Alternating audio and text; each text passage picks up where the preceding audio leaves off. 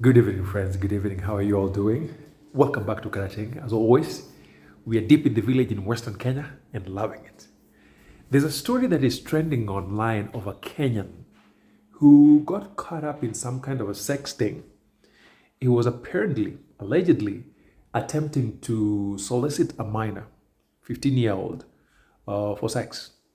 Apparently, he was trying to pay her, and I don't know what the truth is behind this, but apparently this is some kind of a TV show that does sting operation to catch potential sex offenders in the US.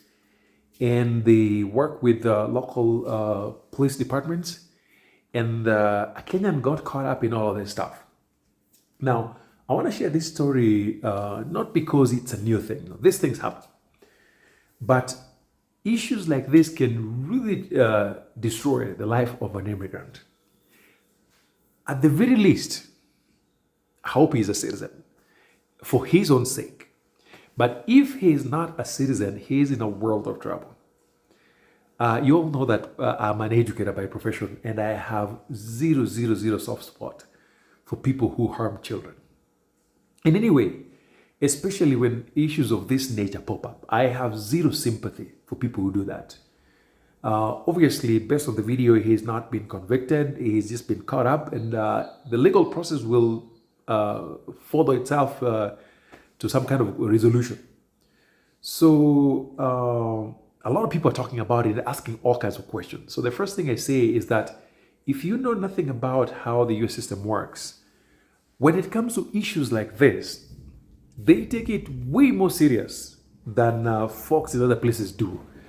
And if you grew up in my generation in Kenya, some of these things may seem minor, but outside here, they can get you in a world of trouble. So I'm going to tell you all about all that and explain to you how these issues can actually even mess up a person's journey to come back home. Sometimes unintentionally. And I'll explain what I mean by that. So hang on, before you go off in the comment section, just hear me out. But anyway, folks, today is a Monday. It's been a long day. I started out by checking properties out in CI, then I went out to another place, almost 3 different sites. I'm back home a little early today as the way I like it, but I still have one more meeting to attend, one of the village meetings. I'm really doing all I can to integrate, including making sure that I participate in everything that I can participate in the village. So there's a village meeting, a clan meeting going on that I need to go attend and see what I can contribute in terms of ideas, and mostly to just hear things out and get to learn. So if you're joining our channel for the first time, this is Wonodede. I always film from Kisumu, Karateng, which is in Western Kenya. I spent so much time in the village. I am working my way back from Long Beach, California. I've lived for almost 2 decades away, and I'm committed to coming back and helping people come back. So if you're thinking about the same thing, you need help, especially with construction, like what you see behind me, we've got people who obviously know way more than I do. My job is to link you up with those folks and have you get what you need in terms of construction, land, property, and even just the general process of moving to Kenya. We work with the Kenyans. We also work with people who have never been to Kenya, who have the same desire. So reach out, let's talk, let me see how I can help. So anyway, that's it. Sex offenses are very serious offenses in the Western world, not just the US. If you're caught up in any of these things, let me just walk you through the rundown so you see what it looks like. Once a person has been convicted of a serious sex offense, and again, this is coming from my street knowledge. I'm not an attorney. I'm not anybody who is qualified to discuss the legal nitty-gritties of this matter. So take my statement for what they're worth. But based on my street knowledge, people who are convicted of sex offenses, besides the jail term, are facing unimaginable lifelong consequences. Again, rich people can actually get away with a lot. In fact, in one of these countries that I live in, a sex offender is the person in charge of the country. If you have money, you can get away with a lot. People are surprised. But yes, in the Western world, if you have money, you can get away with a lot. But if you're an ordinary person and you get convicted of a sex offense, you are in a world of trouble. Besides the jail term, first of all, you have a record that likely will follow you for the rest of your life. You likely will lose your job. Then you have the social consequences where Nobody wants you around the kids. For me, I know for sure anybody who's had anything to do with the sex offense, I would not let them around the people I care for. Because obviously that might mean they are a danger. But also keep in mind that there are a lot of people who are convicted erroneously. People who have not done a thing but end up getting caught up in all that. So we have to remember that not everybody who is convicted is actually guilty. And so for people who are legitimately guilty, did the crime, got convicted, served time. When they come back out, they've lost their jobs. And then whatever conditions they get, sometimes they have probation conditions that can be really tight in terms of how far they can go. In fact, sometimes you can't even leave the country, let alone leaving your state. And then, of course, when you come back, there are certain areas you're not allowed to live in. Anywhere that children, like near schools, near maybe malls, or any place that serves kids, you're not allowed to be around those places. And so I've seen cases where young people get caught up in all this stuff. And I'm talking about young people who live with their parents. When they come out of jail, they can't even live at home. And then unfortunately, in American jails are something else. I've never been into one, but the stories I hear, American jails are insane. In fact, people leave those places more messed up than they went in. So there's nothing like rehabilitation in American jails. I hear stories in Kenya where people talk about people getting rehabilitated. Of course, Kenyan jails are also a mess, but American jails are on another level. So they often come back messed up. And then because of those records, not only can they not live anywhere they want, they will not be employed in many regular employment spaces. So many of them have to go back to illegal stuff or end up in industries that pretty much take anybody.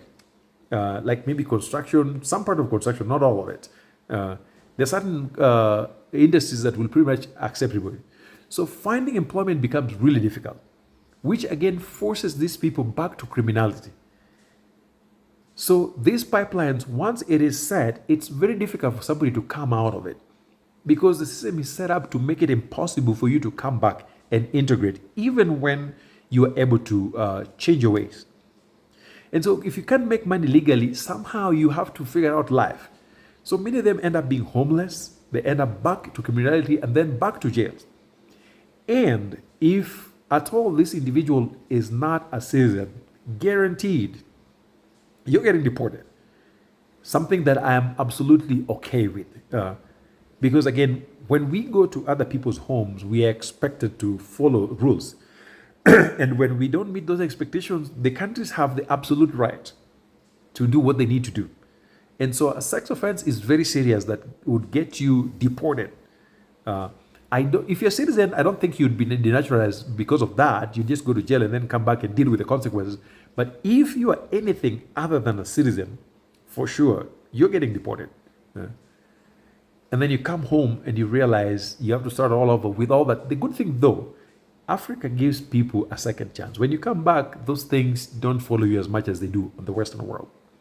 Now, the one thing I wanted to clarify too is that the way sex offenses are classified culturally also will vary.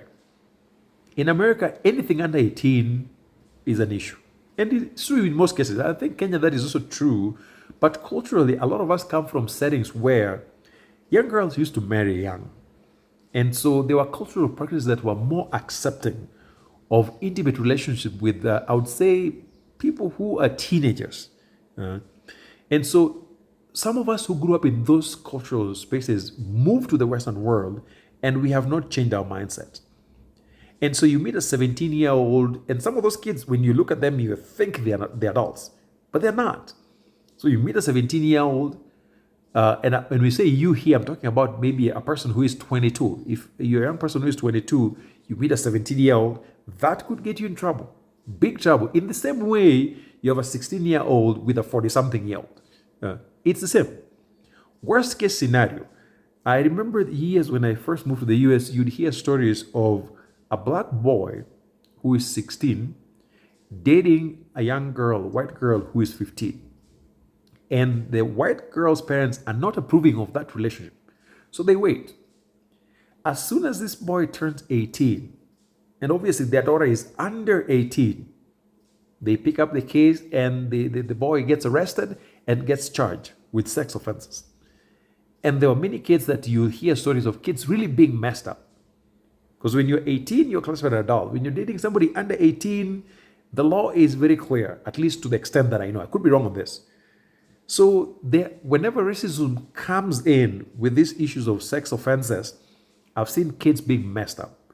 But for the most part, if you're an immigrant, whatever you do, I hope you don't get caught up in any of these things, because they will absolutely mess you up. They will take away everything you ever had in diaspora. So there's certain behaviors around women that are more acceptable in the village here, that in the Western world would get you in a world of trouble. There are some things that people would do here that are considered flattering, but you do that in the Western world, it'll be considered sexual harassment. And I've known quite a few Africans who've gotten in a world of trouble, when in their mind they thought they were just flirting with their workmates in ways that were benign. When in fact, in the Western world, those same behaviors are considered sexual offenses. So again, I hope that young man finds his issues resolved, but he's in a world of trouble. He definitely is in a world of trouble. I hope you don't get yourself caught up in all this, but that's what I had for you today. I'll see you in the next. Bye.